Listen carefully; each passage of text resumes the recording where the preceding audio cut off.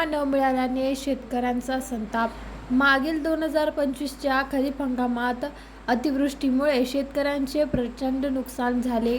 शासनाने नुकसान मान्य करून काही प्रमाणात मदत दिली तरी पीक विमा अद्यापही शेतकऱ्यांच्या खात्यात जमा झालेला नाही.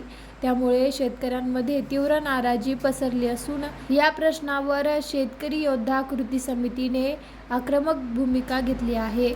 येत्या 29 एप्रिल 2026 पर्यंत लोणार, सिंदखेडराजा तसेच देऊळगाव तालुक्यातील शेतकऱ्यांना पीक विमा द्या, अन्यथा सिंदखेडराजा येथील उपविभागीय कार्यालयासमोर आमरण उपोषण छेडण्यात येणार असल्याचा निर्धार कृती समितीने केला.